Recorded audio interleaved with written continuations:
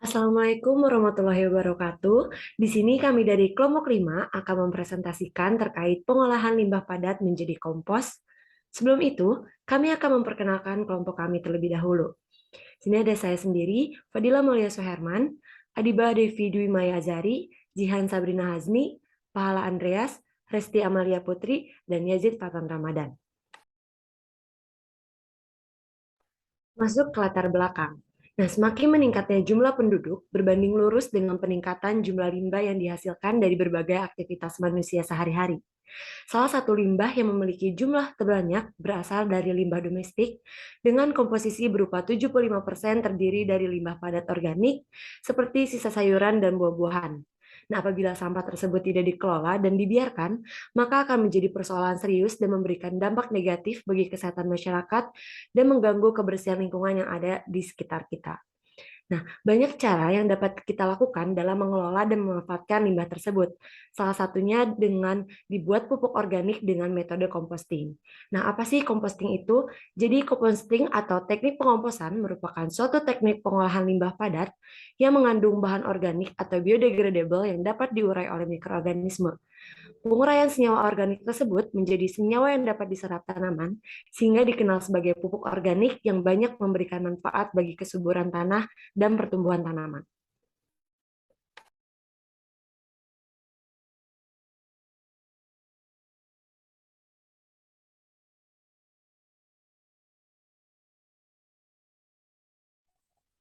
Nah, baik di sini untuk limbah padat sendiri yang digunakan untuk pembuatan pupuk kompos yaitu ada kehidupan sehari-hari bahwa di sampah atau limbah padat yang banyak yang digunakan oleh masyarakat yaitu dari hasil kegiatan domestik seperti sisa makanan, sayuran, dan buah-buahan.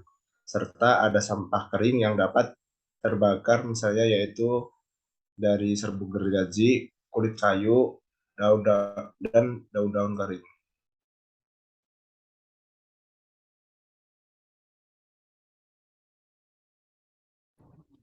Baik, selanjutnya adalah metode pengolahan limbah padat dengan composting. Seperti yang sudah dijelaskan Fadila tadi, bahwa composting adalah bahan organik yang diuraikan secara biologis oleh mikroorganisme untuk kemudian dihasilkan senyawa yang lebih sederhana, yang baik untuk perbaikan kondisi tanah dan juga pertumbuhan tanaman.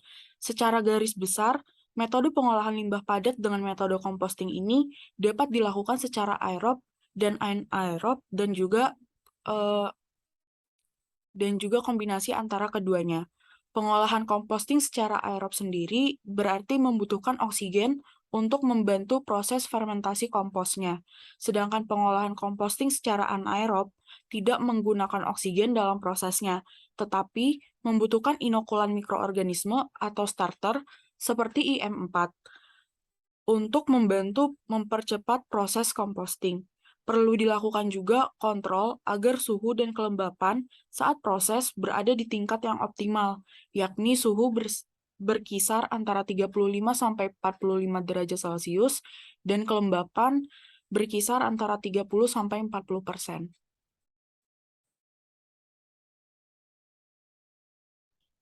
Baik, selanjutnya adalah mengenai teknologi dan juga mekanisme dari pengelolaan limbah padat itu sendiri. Yang pertama itu ada biokomposter.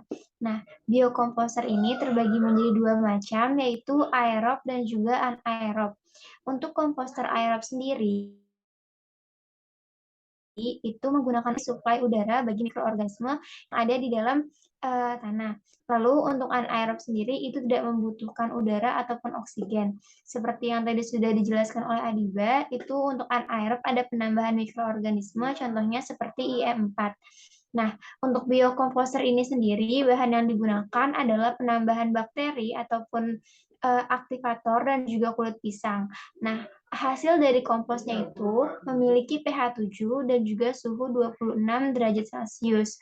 Lalu tidak berbentuk granula, tidak berbau, dan juga berwarna kecoklatan. Next.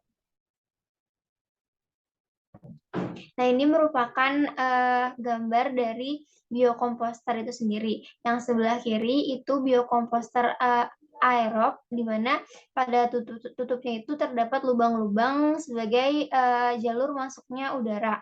Lalu untuk yang sebelah kanan sendiri itu merupakan biokomposter anaerob, di mana tutupnya itu tidak terdapat lubang-lubang yang jadi menghalang udara untuk masuk. Next. Untuk teknologi kedua yaitu metode Takakura. Metode ini sendiri merupakan metode pengomposan untuk skala rumah tangga dengan menggunakan keranjang Takakura. Nah, metode ini pertama kali itu dikenalkan oleh Mr. Takakura dari Jepang di Surabaya pada tahun 2004. Nah, untuk metode ini sendiri, itu cara pembuatan komposnya adalah dengan memasukkan bantalan sekam, terus kompos jadi, sampah rumah tangga, dan juga disiram dengan mol. Mol itu mikroorganisme lokal. Nah, setelah itu diaduk, kemudian ditutup kembali dengan bantalan sekam lagi, dan didiamkan selama 2 minggu dalam keadaan terlindung dari sinar matahari langsung. Di sini ada gambarnya juga dari Takakura. Baik, selanjutnya kelebihan dan kekurangan biokomposter. Jadi sudah dijelaskan tadi bahwasanya biokomposter tadi terdiri dari dua, yaitu aerob dan anaerob. Di mana aerob sendiri itu adalah teknik menggunakan oksigen, sedangkan anaerob adalah teknik tanpa menggunakan oksigen. Untuk kelebihan dan kekurangannya ada beberapa. Yang pertama, untuk kelebihan, bahan yang digunakan itu mudah ditemukan tentunya karena memang sampah padat yang dipakai ini adalah sampah yang biasanya muncul dalam kehidupan sehari-hari seperti sampah sayuran dan lain-lain. Yang kedua, penggunaan alat mudah dipahami karena bentuknya yang sederhana dan tentu saja untuk proses pembuatannya juga sangat mudah. Dan yang terakhir adalah biaya pembuatan itu relatif murah karena bahan-bahan yang digunakan itu mudah didapat tentunya, dan untuk biaya penggunaan alat itu relatif murah. Untuk kekurangannya, yang pertama membutuhkan proses waktu yang lebih lama dalam pengomposannya, sekitar 2-4 minggu, yang kemudian itu menimbulkan bau karena memang menggunakan media. Jadi khususnya itu di pengomposan anaerob itu akan menimbulkan bau yang tidak sedap. Dan yang terakhir itu mudah terkontaminasi jamur dan bakteri lainnya, dan kandungan-kandungan logamnya belum dapat didegradasi secara sempurna. Lanjut. Kemudian untuk kelebihan dan kekurangan teknik Takakura, yang pertama kelebihan itu praktis dalam penggunaan, yang kedua itu tidak membutuhkan lahan yang luas dalam penggunaan teknik ini, yang ketiga itu pengolahannya mudah karena bahan yang digunakan, sampah padat yang digunakan itu hanya sekali pemasukan saja, tidak dengan perlakuan yang khusus, yang terakhir itu tidak berbau karena menggunakan proses fermentasi. Untuk kekurangannya, yang pertama itu membutuhkan waktu yang lama dalam proses pembuatannya, dan yang kedua itu karena menggunakan bakteri M4 itu akan menimbulkan rasa gatal jika terkena kulit saat kita melakukan proses pembuatan komposnya sendiri.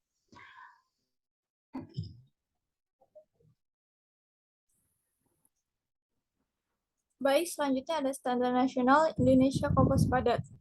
Pupuk kompos padat bermanfaat dalam meningkatkan produktivitas media tanam tanaman dengan meningkatkan sifat fisik, kimia, dan biologis tanah. Penggunaannya yang aman dan tidak merusak lingkungan.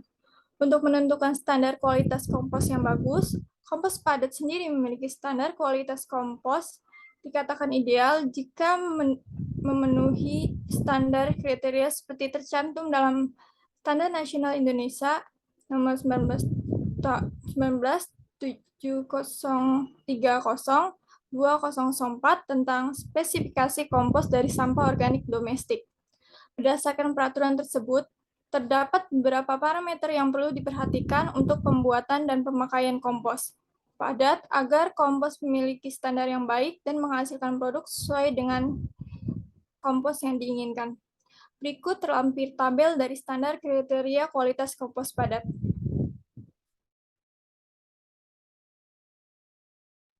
Baik, berdasarkan hasil yang telah kami sampaikan, dapat disimpulkan bahwa sampah atau limbah padat terbanyak berasal dari sisa kegiatan hasil domestik seperti sisa sayuran dan buah-buahan. Nah, salah satu cara pengelolaannya dapat dilakukan dengan metode composting yang akan menghasilkan pupuk padat organik dengan berbagai teknologi seperti biokomposter dan takakura yang memiliki kelebihan dan kekurangannya masing-masing. Nah, pupuk padat yang dihasilkan tersebut harus memenuhi standar nasional 197030/2004 tentang spesifikasi kompos dari sampah organik domestik. Sekian yang bisa kelompok kami sampaikan. Kurang lebihnya mohon maaf. Wassalamualaikum warahmatullahi wabarakatuh.